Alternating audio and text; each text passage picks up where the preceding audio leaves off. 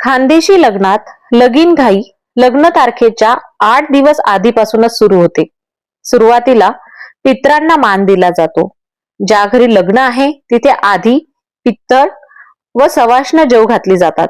नंतर देवाचे कार्यक्रम सुरू होतात. त्यात 5 सवाष्णींनी मिळून गव्हाची रास पूजणे, नंतर 5 सवाष्णींच्या हस्ते हळद फोडणे, खंडोबाचे अष्टीवर जेव घालणे, सोनाराकडे दिलेले देव आणण्यास वाजत गाजत जाणे, कुलदेवतेचा कुळाचार म्हणजे कुळधर्माच्या आरत्या, तेलन पाडणे. लग्नाचे हे विधी अगदी लग्नाच्या आदल्या दिवसापर्यंत होतात. प्रत्येक विधीस बायका गाणी म्हणतात. एक वयस्कर बाई आधी एक ओळ म्हणते आणि तिच्या मागून सगळ्या बाया कोरस धरतात. या व्हिडिओमध्ये मी आपल्यासाठी घेऊन आले आहे पोयत.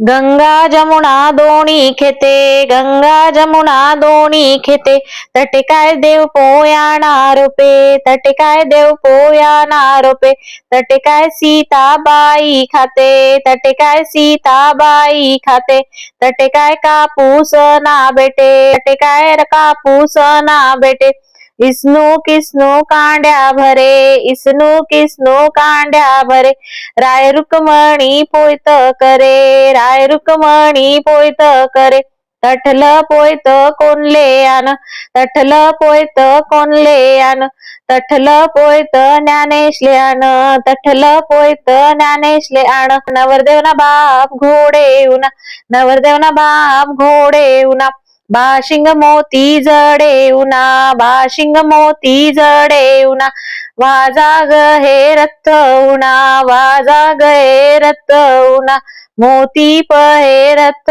उना, मोती पहे रथ उना. हे गाणं नंतर बाप या जागी मामा, भाऊ, काका, मावसा हे टाकून म्हटलं जातं. खानदेशात कापूस फार पिकतो. कल्पना केली की गंगा जमुना या पवित्र नद्यांच्या खोऱ्यात आलेल्या देवपद्म म्हणजे देवक पाशीच्या झाडापासून विष्णू कृष्ण या देवांनी कापूस काढला. देवपद्मचं झाड म्हणजे कापसाचं, जिचं राही रुक्मणीने पोयत केलं आणि ते सीतामाईने वधूसाठी किंवा वरासाठी आणलं. तर वर किंवा वधूचा मामा, भाऊ, काका, वडील, मावसा हे घोड्यावरून ते घेण्यास गेले. त्याला बाशिंग मोती जडलेले होते. बरोबर वाजा म्हणजे बँड बाजा घेऊन गेले आणि तिकडून मोती पये, पये म्हणजे पोवळे भरलेला रथ घेऊन आले. या गाण्यामध्ये पोयत या शब्दाचा अर्थ आहे हळद लावलेले 5 पदरी कच्च सूत वर किंवा वधूच्या गळ्यात घालतात, त्याला पोयत म्हणतात.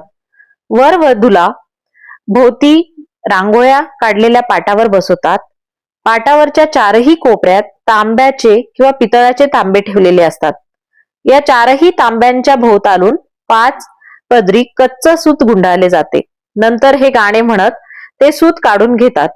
त्याला 5 सवाष्णी धरून पाण्यात कालवलेली हळद लावतात. मग ते सूत वधू किंवा वराच्या गळ्याप्रमाणे ऍडजस्ट करून वधू आणि वराला घातले जाते. तसेच या गाण्यामध्ये तठे या शब्दाचा अर्थ आहे तिथे. तटणं म्हणजे तिथलं, कोणले म्हणजे कोणाला, तठे म्हणजे तिथे, उना म्हणजे आला, आन म्हणजे आणलं आणि देवपद्म या शब्दाचा अर्थ आहे देवका पाशी म्हणजे या झाडापासून वर्षभर कधीही कापूस मिळतो आणि पये म्हणजे पोवळे. जर तुम्हाला आमचा व्हिडिओ आवडला असेल तर नक्कीच लाईक, शेअर आणि सबस्क्राईब करा आमच्या YouTube चॅनलला अशाच निरनिराळ्या व्हिडिओसाठी.